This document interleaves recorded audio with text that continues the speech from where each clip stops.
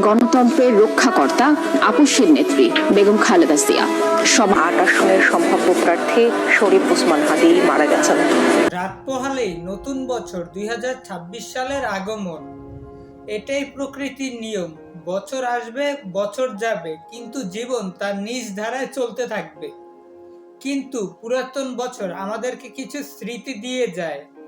২০২৫ সালও এমন একটি বছর যেখানে ঘটেছে অনেক হৃদয় বেদনাদায়ক ঘটনা। তার ভিতরে বছর শেষের দিকে দুটি ঘটনা একবারে অপ্রত্যাশিত। ওসমান হাদি হত্যা এবং বেগম খালেদা জিয়ার মৃত্যু, এই দুটি ঘটনা ২০২৬ সালের শেষের দিকে ডিসেম্বর মাস দাগ কেটে গেল।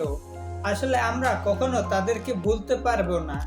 আসলে এই ভিডিওটি আমার বানানোর একটা উদ্দেশ্য, গতকাল রাতে আমি যখন ফেসবুকে স্ক্রলিং করছিলাম তখন আমার সামনে একটা ভিডিও আসে।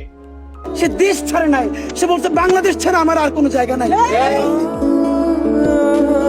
এই ভিডিওটা দেখার পরে আমার মনে কিন্তু খুব একটা দাগ কাটে, আর আমি চিন্তা করি যে ঘটনাগুলো কিন্তু আসলেই সত্যি।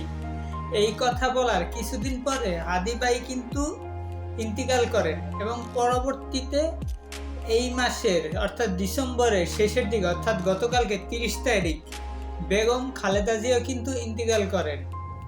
আসলে বিষয়গুলো ভাবলে কিন্তু খুবই কষ্ট লাগে।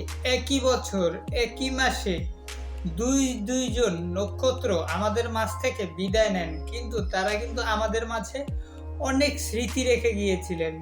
তাদের এই মৃত্যুতে, প্রথমে ওসমান হাদি ভাইয়ের মৃত্যুতে ঢাকা শহর কিন্তু পুরো কেঁপে ওঠে এবং পরবর্তীতে বেগম খালেদা জিয়ার মৃত্যুতেও সেম ঘটনাই হয়। মানুষ কিন্তু খুব ভেঙে পড়ে এবং যেখানেই আপনি স্ক্রলিং করেন, যেখানে আপনি বিভিন্ন পোস্টে দেখেন, সবাই দেখবেন যে বেগম খালেদা জিয়া এবং পূর্বে শহীদ ওসমান হাদি ভাইকে নিয়ে পোস্ট করতে। আসলে তাদের এই ঘটনাগুলো কিন্তু খুব কষ্টদায়ক। দুইজন ব্যক্তি ঠিক একই মাসে একই বছর মারা গেলেন, দুইজন নক্ষত্র ঝরে পড়লেন।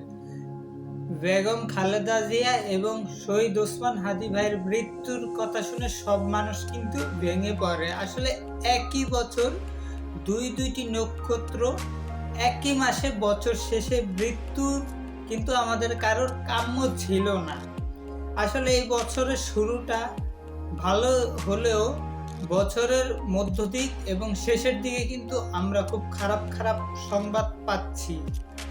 আর এই বছরটা কিন্তু আমাদের শেষ হলো বেগম খালেদা জিয়ার বিদায়ের মাধ্যমে, যা আমাদের কিন্তু কখনো প্রত্যাশিত ছিল না। যাই হোক, আমরা সবাই দোয়া করি আল্লাহ তাআলা যেন তাদের দুজনকে জান্নাতুল ফেরদৌস নসিব করেন এবং সবাই তাদের জন্য বেশি বেশি করে দোয়া করবেন। আর আমরা হচ্ছে যে নতুন কিছু পেলে কিন্তু পুরাতন ভেঙে দেয়, যেটা হচ্ছে যে আমরা কিন্তু ট্রেন্ডিং এর পাগল, অর্থাৎ যখন নতুন কিছু আসে আমরা কিন্তু পুরাতনকে ভুলে যাই।